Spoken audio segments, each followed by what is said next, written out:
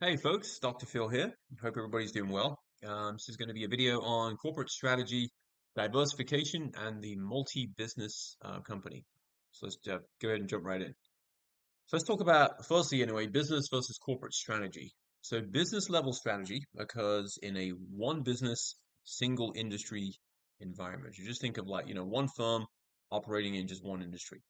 Corporate level strategy occurs when a company is diversified, competing in multiple industry environments. And a great example of that would be GE. Go look up General Electric. Corporate level executives delegate strategy making authority to the heads of each business because they should be the experts. Corporate level executives improve attractiveness and performance of the company's overall business lineup. They pick what industries to enter and how. They pursue opportunities to leverage cross-business value chain relationships, hopefully into competitive advantage. They establish investment priorities. Firms have limited resources, so with respect to what we call capital expenditures, capital budgeting, how are we going to spend the money, and where are we even going to get the money? And initiate actions to boost the combined performance of the corporation's collection of businesses. So, sometimes there's sort of synergistic synergistic ways that firms can ultimately improve their profitability. Now, diversification. Think about I'm assuming everybody knows what diversification means. I'm sure you've all heard the old adage, "Don't put all your eggs in one basket." Um, Diversification is only a strategic success if it adds shareholder value. If not, it risks spreading resources too thinly across multiple business units. It may add value if it passes three tests of corporate advantage. One is what we call the industry attractiveness test. The target industry offers equal or better profit and return on potential investment opportunities than that of the company's present business. Number two, the cost of entry test. The cost to enter the target industry does not erode the potential for good profitability. And then three, what we call the better off test. The firm's businesses will perform better together than as standalone firms, producing a synergistic, and you just heard me mention that a second ago, sort of one plus one equals, three effect on shareholder value. So what about the approaches to diversifying the business lineup? Well, the options for entering new industries and lines of business in really three forms. Diversification by acquisition of an existing business, so it's already up and running. You're just basically just going to probably buy the outstanding stock. Entering a new line of business through internal development. That's again going to take longer. I mean, probably more risky. And then using joint ventures to achieve diversification. So a quick and effective way to hurdle or target market entry barriers related to acquiring technological know-how, establishing supplier relationships, achieving economies of scale, basically, building brand awareness, and securing adequate distribution access. So this is one way to do it by just acquiring another business that people are already familiar with.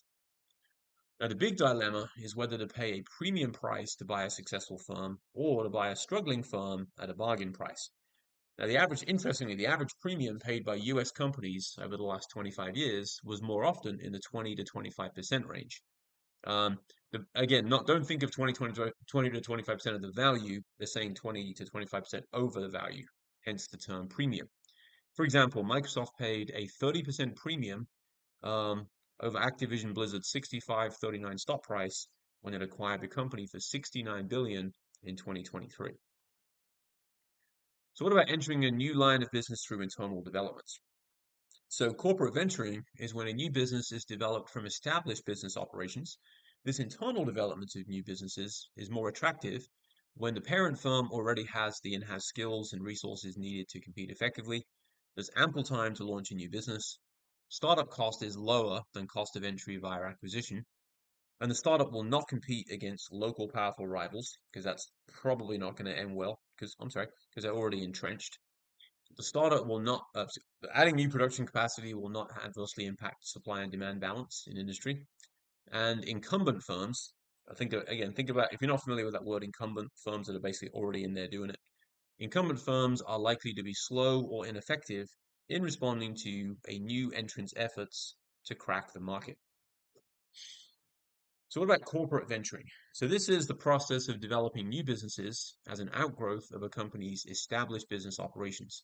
It's also referred to as corporate entrepreneurship or intrapreneurship, since think about intra being like inside a firm, since it requires entrepreneurial-like qualities within a larger enterprise.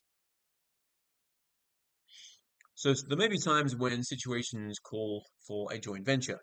Some of these could be or when pursuing an expansion opportunity is just too complex, it's uneconomical, basically too expensive, or risky to do alone. The opportunities in a new industry require a broader range of competencies and know-how than an expansion-minded firm can marshal. So they may just not have the financial, the technological, maybe the intellectual capital resources that they need. And the drawbacks could be there's certainly a potential for conflicting objectives. If you're involving somebody else, they may have a competing agenda, operational and control disagreements, and certainly if you're abroad, culture clashes. So related businesses possess competitively valuable cross-business value chain and resource matchups. So that makes it easier. Unrelated businesses have dissimilar value chains and resource requirements with no competitively important cross-business value chain relationship. So that again, that's going to be a little more challenging. Now, a strategic fit exists whenever one or more activities comprising the value chains of different businesses are sufficiently similar to present opportunities for transferring competitively valuable resources. So think like expertise, technological know-how, or other capabilities from one business to another. Cost sharing between separate businesses where value chain activities can be combined, and brand sharing between business units that have common customers or that draw upon common core competencies. So economies of scope could result from cost savings stemming from the strategic fit of the value chains of related businesses, taking shared advantage of the interrelationships anywhere along the value chains of different businesses. So that's, again, speaks a little bit about that synergy we were talking about earlier. The advantage is the greater the cross-business economies associated with cost-saving strategic fit, the greater the potential for a related diversification strategy to yield a competitive advantage based on lower costs than rivals. So what about diversifying into unrelated businesses? So the strategic approach would be growth through acquisition into any industry where potential exists for enhancing shareholder value through upward trending corporate revenues and earnings and or a stock price that hopefully rises yearly.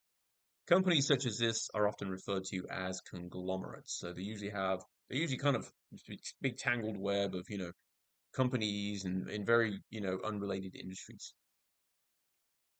So what about types of acquisition candidates in unrelated diversification strategies? So the candidates for acquisition, think about the firms that would be purchased or bought, will be firms with bright growth prospects, but they may be short on investment capital, so they just don't have the money to fund it. Undervalued firms that can be acquired at a bargain price, and struggling firms that can be turned around with parent firms' financial resources and managerial know-how. So what about the pitfalls of unrelated diversification? So the managerial requirements, one is, of course, they'd have to stay abreast of what is happening in each industry and each subsidiary. That's going to be very time consuming. Pick business unit heads having the requisite combination of managerial skills and know-how to drive gains in performance. That could be challenging. Number three, tell the difference between those strategic proposals of business unit managers that are prudent and those that are risky or unlikely to succeed. And that, of course, is going to be exceedingly difficult. And then number four, know what to do if a business unit stumbles and its results suddenly head downhill. So almost like you'd have to have some kind of rescue plan, at least some sort of framework in place. So let's start with evaluating industry attractiveness. So calculating the industry attractiveness, we would look at things like the market size and the projected growth rate.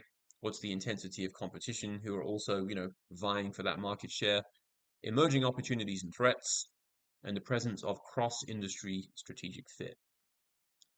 We also think about resource requirements. What's it going to take to pull it off? Seasonal and cyclical factors, especially pertaining and relating to demand. Social, political, regulatory, and environment factors. Look up what's called a PESTEL, PESTL, TEL analysis if you want to learn more about that. Industry profitability, and also industry uncertainty and business risk. Now, with respect to evaluating the business unit competitive strength, some factors could be the relative market share. What do you think you can capture, basically? Cost relative to competitors' costs. Hopefully, we can do it cheaper. Products or services that satisfy buyer expectations. Kind of a no-brainer. Ability to benefit from strategic fit with sibling businesses. Number and caliber of strategic alliances and collaborative partnerships. Brand image and reputation. Competitively valuable capabilities, and also profitability relative to competitors. Now we can talk about determining the competitive value of strategic fit in multi-business companies. So the value chain matchups provide competitive advantage when there are opportunities to really do these three things. So the first is combined performance of certain activities, thereby reducing costs and capturing economies of scope. Number two is transfer skills, technology, or intellectual capital from one business to another.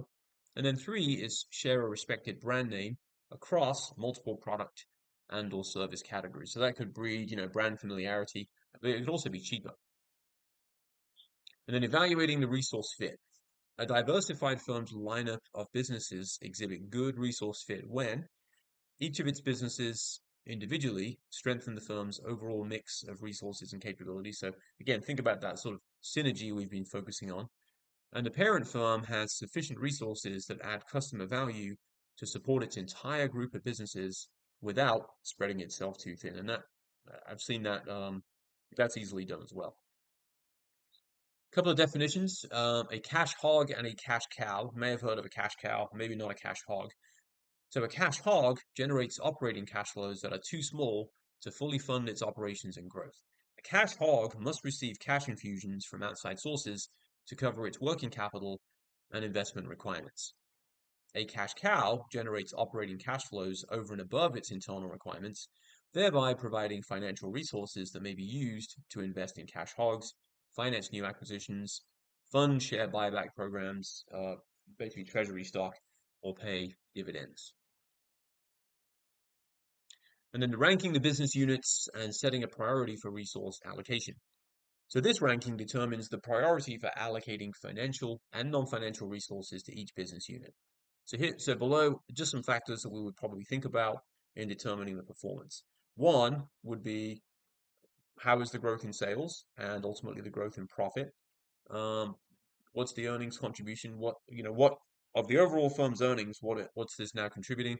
What is the ROI, return on investment? We typically express that as a percentage. And then ultimately, aside from sort of all the accrual-based accounting tricks, what is the actual cash flow generation? All right, thanks for watching this video. Try to keep it somewhat brief, and I'll talk to you all in a future video.